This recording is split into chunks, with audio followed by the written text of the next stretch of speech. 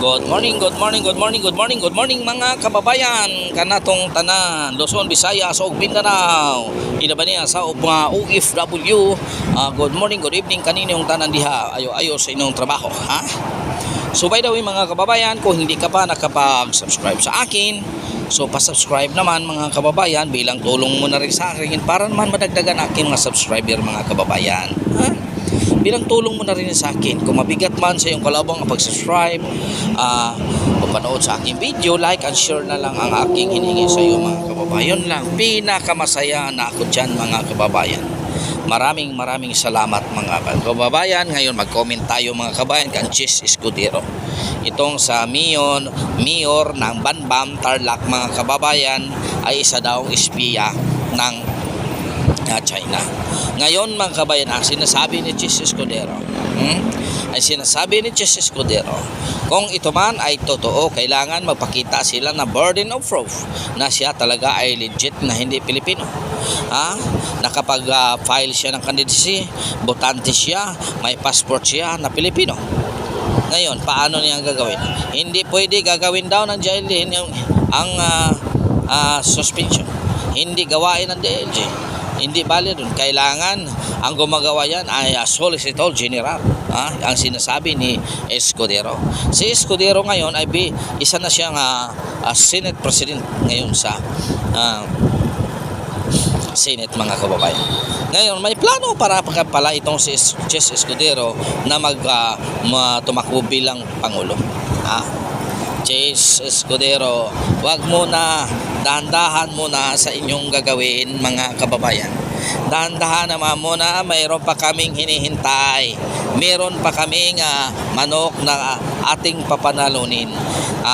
Suportahan nyo lang ang aming manok na si Inday Sara at talagang baka sa susunod ang aming plano ay ikaw na. Suportahan nyo lang.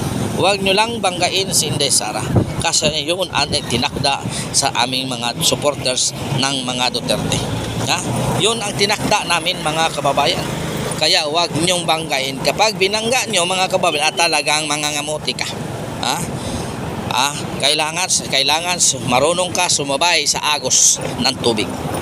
Kapag sinalungat mo ang agos ng tubig ay talagang hindi mo kayanin, maanod at maanod ka lang papuntang dagat, at hindi na makikita. Yun lang ang hinihiling namin, Chis Pedro. Ipatupad mo ang batas ng tama.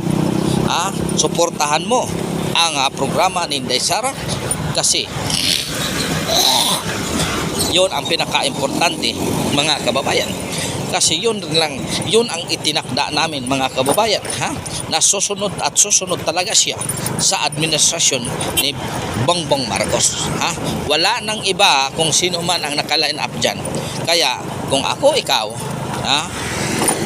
sundan mo ang ihip ng hangin, sundan mo ang agos ng tubig kung saan patungo. Kapag sinalungat mo, Chis Escudero, ay talagang ang plano mo ay wala ng kabuluhan. Walang kabuluhan ang plano mo. Kaya kung gusto mo maging presidente, patapusin mo na muna si Inday Sara. Sundin mo kung ano ang nasa batas. I-implement mo ang batas ng tama na kitang-kita namin kung ano talaga ang tama. Hindi yung batas na iilan lang ang nakakabenepisyo. Yun lang ang hinihingi namin, Chis. Mataas pang oras, mataas pa ang panahon. 2028, baka sa susunod, next another 6 years, 28, 2035, baka ikaw na ang naging presidente. Kaya sundan mo. Huwag mo salungatin ang mga plano ng Madidis. Kasi ang plano ng Madidis, permanente mga kababayan.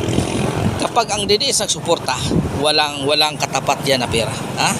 Handa ang DDS magsuporta kahit wala kang pera. Kahit wala kang budget, handa kang papanalunin. Huwag kang sumikit sa mga congressman kasi ang congressman hindi yan magpapanalo sa iyo. Ang magpapanalo sa inyo ang taong bayan, hindi congressman. Yon ang